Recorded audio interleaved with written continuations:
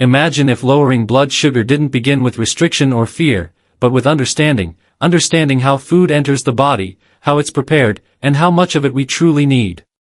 Blood sugar is not controlled by food alone, but by the relationship between food and our biology. And vegetables, when eaten with intention, become quiet regulators of that relationship. Leafy greens like spinach, kale, and lettuce are best eaten daily, not as medicine, but as a foundation. Light cooking is key. Gentle steaming or quick sautéing keeps their magnesium and fiber intact while making them easier to digest. A portion the size of 2 open hands is enough to slow glucose absorption without burdening digestion. These greens don't spike blood sugar, they soften its rise, allowing insulin to work without urgency. Cruciferous vegetables, broccoli, cauliflower, cabbage, respond best to light heat as well. Steaming or stir-frying for just a few minutes preserves the compounds that support insulin sensitivity and liver function. Overcooking dulls their power. 1 to 1.5 cups per meal is ideal, especially when eaten at lunch or dinner, where they help stabilize post-meal blood sugar rather than letting it surge and crash. Bitter vegetables like bitter gourd and fenugreek leaves ask for patience and respect. Their bitterness is not a flaw, it's a signal to the body. Cooking them lightly, or using them in simple curries without heavy oils, allows their insulin-supporting effects to remain active. Small portions matter here, half a cup is enough. With bitterness, the body learns efficiency, not excess. Root vegetables such as carrots remind us that balance matters more than elimination. Cooking carrots softens their fibers and reduces their glycemic impact when eaten whole. Avoid juicing. Chewing is part of blood sugar control. A portion about the size of 1 medium carrot, paired with protein or healthy fat, delivers nourishment without overwhelming the bloodstream. When vegetables are cooked gently, eaten mindfully, and served in human-sized portions, they stop being just food. They become biological signals, telling the body to slow down, to regulate, to heal. Blood sugar doesn't lower through force. It lowers when the body feels safe, supported, and understood. And in that quiet understanding, real health begins. Leafy greens enter the story of blood sugar control almost humbly, yet their influence is profound and steady, like a quiet hand placed on the shoulder of a system that has been under strain for too long. Spinach, kale, lettuce, mustard greens, and similar leaves carry very little glucose of their own, but they carry something far more important, the ability to slow everything down. Their dense fiber forms a gentle barrier in the digestive tract, delaying how quickly carbohydrates from the rest of the meal are broken down and absorbed.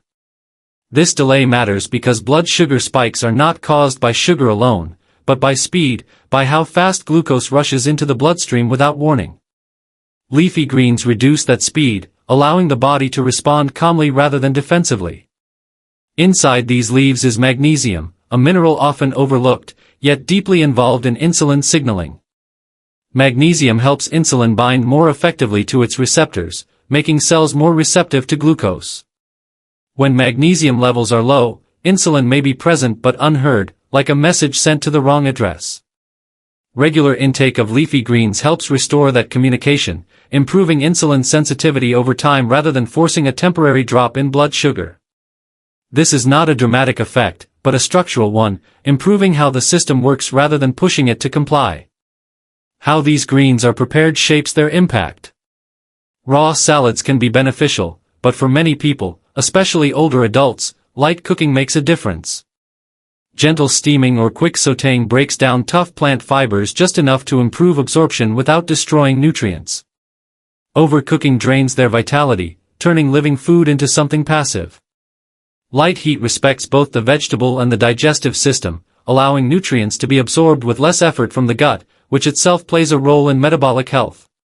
Portion size matters not because leafy greens are dangerous in excess, but because the body thrives on consistency rather than extremes.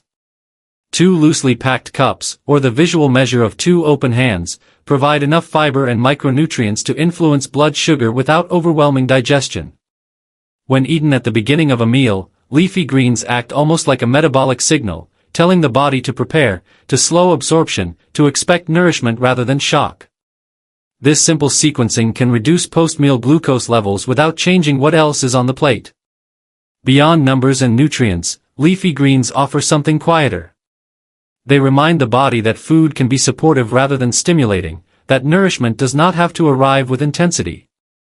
In a world of refined carbohydrates and rapid eating, these greens reintroduce patience into metabolism, encouraging a rhythm that the human body evolved to recognize, where blood sugar rises gently, insulin responds efficiently, and the internal environment remains stable enough for healing processes to continue uninterrupted. Cruciferous vegetables move through the body with a kind of silent intelligence, influencing blood sugar not by sweetness or fiber alone, but by calming the deeper metabolic disturbances that often go unseen. Broccoli, cauliflower, cabbage, Brussels sprouts, and similar vegetables belong to a family rich in sulfur-containing compounds that support the liver, an organ central to glucose regulation. The liver decides when to store sugar, when to release it, and when to stop production altogether. When this system becomes inflamed or overworked, blood sugar begins to rise even without food. Cruciferous vegetables help restore order to this internal decision-making process by reducing oxidative stress and supporting detoxification pathways that clear metabolic waste. Inflammation is one of the most underestimated drivers of insulin resistance. When cells are inflamed, their receptors become less responsive, not because insulin is absent, but because the signal is drowned out by internal noise. Compounds found in cruciferous vegetables help lower this inflammatory burden, allowing insulin to speak more clearly to the cells. This is why their effect on blood sugar is gradual and sustained rather than immediate. They don't push glucose down, they remove the obstacles that prevent balance from being maintained. The way these vegetables are cooked determines whether their benefits are preserved or lost. Light steaming is one of the most effective methods, softening the structure while protecting the sulfur compounds that give them their metabolic power. Quick stir-frying at moderate heat can also work when heavy oils are avoided. Boiling for long periods, however, allows these compounds to leach into the water, leaving the vegetable visually intact but biologically diminished. Cooking should be brief, intentional, and respectful of the chemistry within the plant. Portion size plays a subtle but important role. 1 to 1.5 cups per meal is enough to influence insulin sensitivity and post-meal glucose without overloading the digestive system. When cruciferous vegetables dominate the plate, they displace refined carbohydrates naturally, reducing the overall glycemic impact of the meal without restriction or deprivation.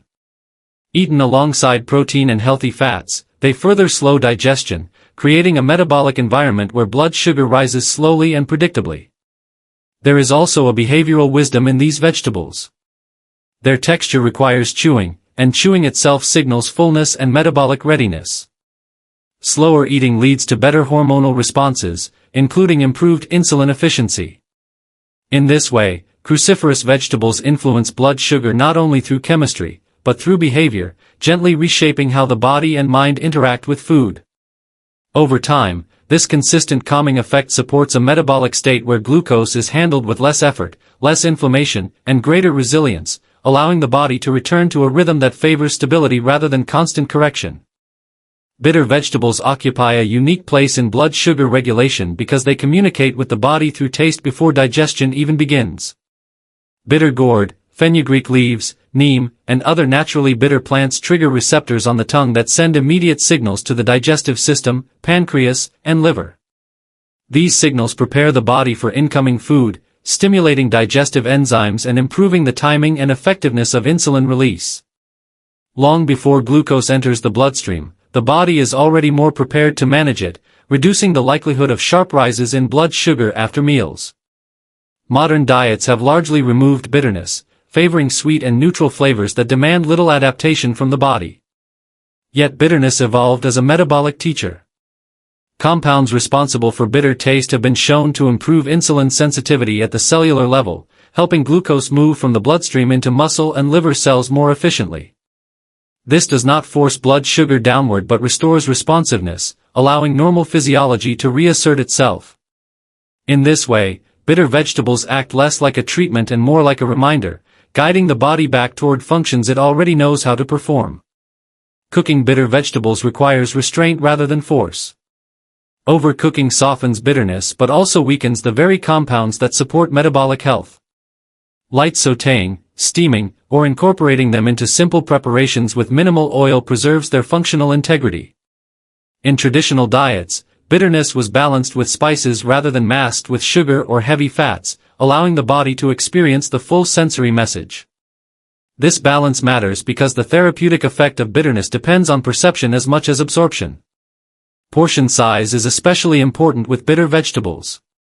Their strength lies in signaling, not quantity. Half a cup is often sufficient to stimulate digestive hormones and improve insulin response. Larger portions may overwhelm taste and reduce compliance, turning a beneficial food into an unpleasant obligation. Small, regular amounts integrate bitterness into daily eating without resistance, allowing long-term metabolic adaptation rather than short-term correction. There is also a psychological dimension to bitterness that mirrors its biological effect. Accepting bitter flavors requires patience and openness, qualities that support healthier eating patterns overall. When bitterness is present in the diet, sweetness becomes less dominant, and cravings often soften naturally. Blood sugar regulation improves not only because of biochemical effects, but because taste preferences shift toward balance. In this quiet way, bitter vegetables reshape both physiology and behavior, creating an internal environment where glucose is managed with greater accuracy, less urgency, and a renewed sensitivity that supports stability at the deepest metabolic level.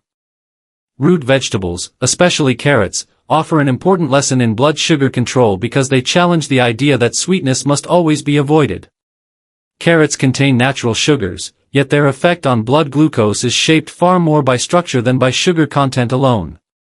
The sugars in whole carrots are tightly bound within a matrix of fiber, water, and plant compounds that slow digestion and absorption. When eaten in their natural form, carrots release glucose gradually, giving the body time to respond with measured insulin rather than an emergency surge. Blood sugar rises, but it rises with order, not chaos. Cooking transforms carrots in ways that can either support or disrupt this balance. Gentle cooking methods such as steaming or slow simmering soften the cell walls just enough to improve digestibility while preserving fiber integrity. This makes nutrients more accessible without converting the vegetable into a rapid source of glucose. Overprocessing, however, especially blending or juicing, removes the physical structure that regulates sugar release. When carrots are juiced, their sugars arrive quickly in the bloodstream, bypassing the natural braking system of fiber and chewing. This is why form matters as much as food choice when managing blood sugar. Portion size brings clarity to the role of carrots in a balanced diet. One medium carrot or roughly half a cup of cooked carrots provides antioxidants, beta-carotene, and fiber without overwhelming glucose metabolism. When eaten alongside protein or healthy fats, such as lentils, yogurt, or olive oil, the glycemic response becomes even gentler. These combinations slow stomach emptying and further regulate glucose entry into the bloodstream, turning a potentially misunderstood vegetable into a stabilizing one. Carrots also contribute indirectly to blood sugar balance through their antioxidant content. Oxidative stress damages insulin receptors over time, reducing the body's ability to respond efficiently to insulin. The pigments that give carrots their orange color help neutralize free radicals, protecting cellular structures involved in glucose transport. This protective effect does not show up immediately on a glucose meter, but it shapes long-term metabolic resilience, which is where true blood sugar control is built. There is a deeper message in how carrots interact with the body. They demonstrate that metabolism is not governed by single nutrients or rigid rules, but by relationships between food structure, digestion, and context. Fear-driven avoidance of naturally sweet vegetables can create unnecessary restriction, while mindful inclusion restores trust in the body's regulatory systems. When carrots are eaten whole, cooked gently, and portioned wisely, they support nourishment without instability, reinforcing the idea that balance comes not from elimination, but from understanding how food meets physiology in its most natural form. Okra and similar non-starchy vegetables such as eggplant play a subtle yet powerful role in blood sugar regulation because their strength lies in texture rather than taste. Okra, in particular, contains a natural gel-like fiber that becomes more active when cooked gently. This soluble fiber slows the movement of food through the digestive tract, forming a soft barrier that delays glucose absorption. Instead of sugar rushing into the bloodstream, it enters gradually, allowing insulin to respond with precision rather than urgency. Blood sugar stability here is not forced, it is negotiated through time. This viscous fiber also interacts with digestive enzymes, reducing how quickly carbohydrates are broken down into glucose. The result is a smoother post-meal blood sugar curve, with fewer spikes and crashes. For people living with insulin resistance or type 2 diabetes, this slowing effect reduces metabolic stress on the pancreas. Over time, meals that include okra place less demand on insulin production, helping preserve pancreatic function rather than exhausting it. Cooking method shapes this effect significantly. Light steaming, sautéing, or slow cooking allows okra's natural fibers to activate without being destroyed. Deep frying or cooking with excessive oil changes its metabolic impact, turning a stabilizing vegetable into an energy-dense food that counteracts its benefits. When cooked simply, okra works quietly in the background, supporting digestion without overwhelming the system. The same principle applies to eggplant, whose spongy structure absorbs flavors and fiber-rich compounds when cooked gently, contributing to fullness and slower glucose absorption. Portion size reinforces consistency. About 1 cup of cooked okra or eggplant is enough to provide fiber, micronutrients, and metabolic support without heaviness. Larger portions are not harmful, but moderation encourages regular inclusion rather than occasional excess. When these vegetables are eaten frequently in balanced portions, their effect compounds over time, creating a digestive environment that favors stability rather than volatility. There is also a lesson in how these vegetables feel in the body.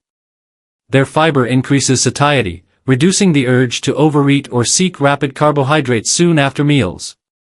Appetite becomes calmer, cravings less urgent. This behavioral effect directly influences blood sugar control, because fewer spikes begin with fewer impulsive choices. Fullness, when achieved through fiber rather than volume or sugar, signals safety to the nervous system, which in turn improves hormonal balance. Non-starchy vegetables like okra remind us that blood sugar is not managed by avoiding food, but by choosing foods that cooperate with human physiology. They do not stimulate, excite, or overwhelm. They stabilize. In their quiet consistency, they support digestion, insulin sensitivity, and appetite regulation all at once, offering a form of nourishment that works not through intensity, but through steady presence in the daily rhythm of eating. If this video helped you understand your body a little better, take a moment to like the video. It helps this message reach others who need it. And if you want more science-based guidance on staying strong, clear-minded, and healthy after 60, subscribe to the channel.